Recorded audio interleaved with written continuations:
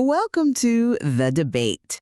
Today, we're focusing on a concept that is absolutely central to boys' love narratives, the slow burn.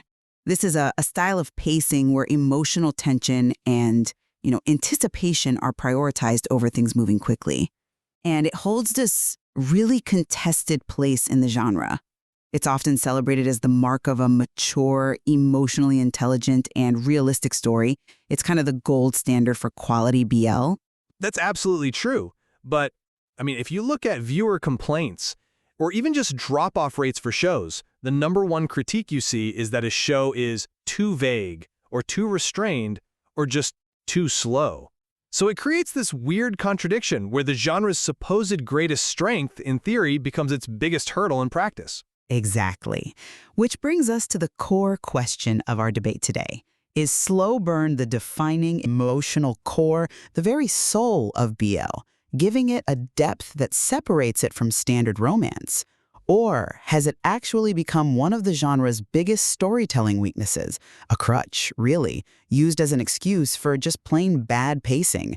I'll be arguing that slow burn, when it's done with real intention, is a necessary approach that's rooted in emotional authenticity. And I'll be arguing the opposite. While I respect the idea of the slow burn, its constant and, frankly, often lazy application leads to narrative stagnation. It frustrates modern viewers, and I think it ultimately undermines the quality and the potential of what BL can be. Okay, so I want to start by framing this not as a plot device, but as more of a philosophy. The slow burn works because it shifts the entire focus from external action to internal emotional tension. And this deliberate pacing is, I think, crucial because it mirrors the real emotional landscape of queer experience. When you have characters navigating self-discovery or societal pressure or just deep internal fear, well, love doesn't just arrive in a neat 3-act structure.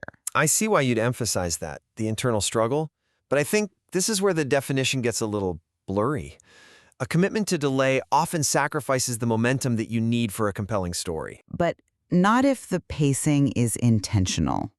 The real emotional engine of a successful slow burn is anticipation. The audience isn't just watching to see what happens. They're invested in the question of when. When will that confession or that first touch or that kiss finally happen? And that waiting is what builds this incredible emotional capital. I really believe that a single perfectly staged glance across a room, if it's set up right, it can carry so much more emotional weight than some unearned kiss in the first episode. Oh, I agree with that. An unearned kiss is meaningless. But the problem is that slow burn has become a shield for lazy writing. You're describing the ideal, where anticipation is constantly being built up. The reality, though, is often just stagnation. Slow burn is now the default setting for so many creators, whether the characters or the stakes actually demand it or not. That's my point. When it works, it ensures that intimacy feels earned. It requires the characters to grow as individuals first. You see them struggle with their own vulnerabilities over 10, 12 episodes. And that creates a much deeper, more believable relationship when they finally do get together. It elevates the whole genre beyond just a simple romantic formula. That's a great description of the peak of the genre, I'll give you that. But I'm coming at this from the other side. I'd argue that the widespread use of this ideal fails because so many creators mistake delay for depth. They feel like they have to stretch a 6-episode story into 12, and the script just doesn't have enough substance to justify that runtime. What do you mean specifically by a lack of substance? They rely on filler. Instead of adding new emotional information, they just repeat the same emotional beats over and over. They drag out misunderstandings that could be solved with one 30-second conversation. They overuse flashbacks and montages with the same sad song playing. The characters are stuck in the exact same emotional place for weeks on end. The slow burn becomes a kind of an aesthetic, masking the fact that the writer ran out of things for the characters to do or feel. I'll acknowledge that poor execution exists, but my argument is that the issue you're describing is poor writing, not a flaw in the tool itself. The writers are just misusing a powerful device. A truly skilled writer can make a physically static plot feel incredibly rich and dynamic. See, I'm not totally convinced by that because I think the genre's expectations actually encourage this misuse. In the streaming landscape we have now, audiences are really savvy about storytelling efficiency. And a poorly executed slow burn is a huge risk for losing viewers. They feel like their investment of hours isn't being respected if the story feels empty, even if you promise them a great payoff at the end. The whole model is just too fragile. It sets a bar for continuous emotional complexity that's just too high for most shows to clear. Okay, let's dig into that distinction you made between intentional restraint and narrative stagnation, because that feels like the philosophical heart of this. What is it that makes one fail and the other succeed? The failure for me is a total lack of escalation. Just because two characters haven't said "I love you" doesn't automatically mean tension is building. Real tension requires new variables, new internal risks, new social pressures, new insights into who they are. Stagnation is when, say, the main conflict is a character's fear of being vulnerable, and for 5 episodes straight, they just express that same fear in slightly different settings. They never process it, they never overcome a single layer of it. They're just circling the drain, not building toward anything. Right, but I'd frame the success of it differently. The real success of a slow burn comes from achieving narrative density, not speed. A successful one feels dense, never empty. It works because every single episode, every long silence, every look adds new emotional information.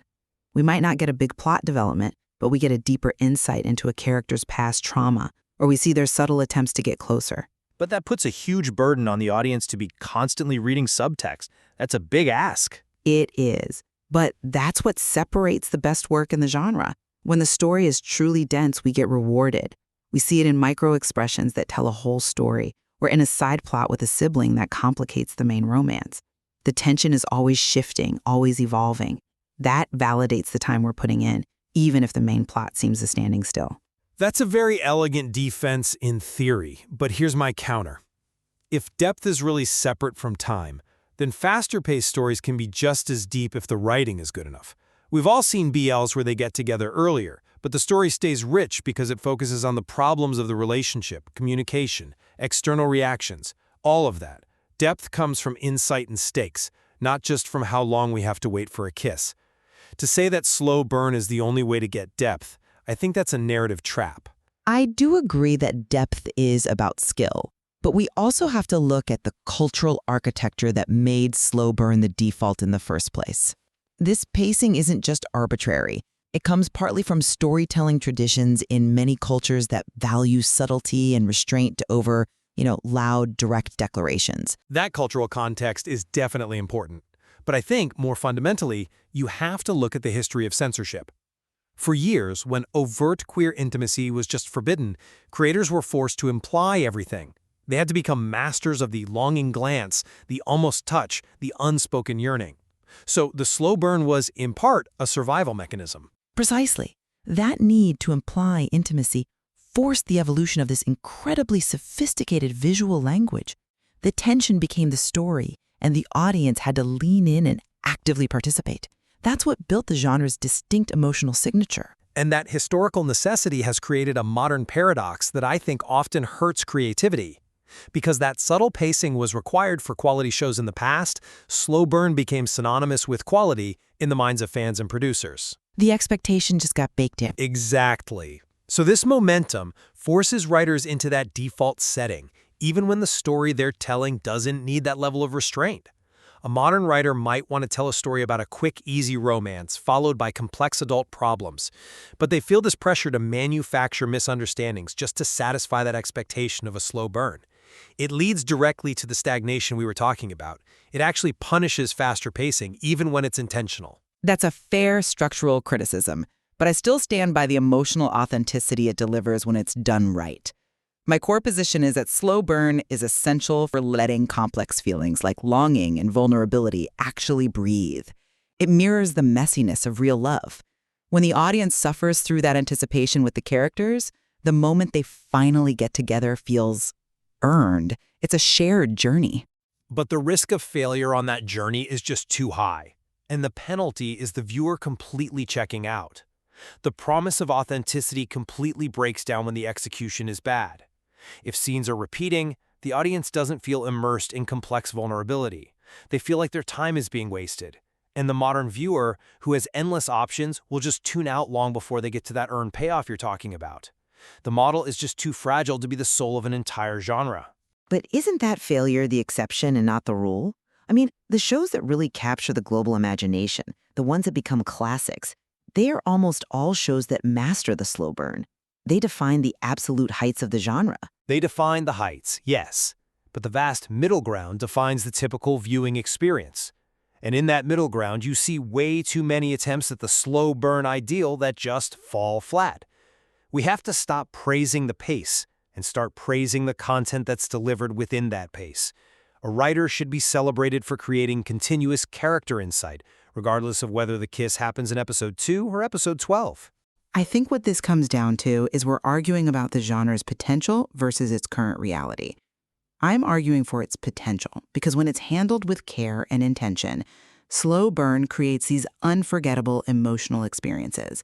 It demands investment, it makes intimacy feel earned, and it preserves what makes the genre so powerful and distinct. And I'm arguing that the reality is too often lazy execution, driven by what writers think fans want. When it's done poorly, slow burn just drains all the energy from a story. The focus needs to shift to narrative momentum. Does the story feel alive? Are we constantly getting meaningful insight into these characters, even if they aren't touching? We have to move past judging a show by how long it can delay a kiss, and start judging it by how rich the journey is during that delay. It seems clear from this that slow burn really is the ultimate paradox of the boys' love genre. It's simultaneously its potential soul, the thing that gives it this incredible emotional power, and also, when it's mishandled, its greatest weakness. I wholeheartedly agree. The answer to whether it's a strength or a weakness comes down entirely to execution and intentionality. The core dilemma is always going to be, when does this restraint feel like beautiful, essential emotional poetry, and when is it just wasted time? A powerful synthesis. This really illuminates the artistic tightrope that every creator in this space has to walk. Thank you for helping us explore both the necessity and the fragility of this core concept. Thanks so much for watching. If you enjoyed the video, please consider liking, commenting, and subscribing. It really helps the channel grow. See you in the next one.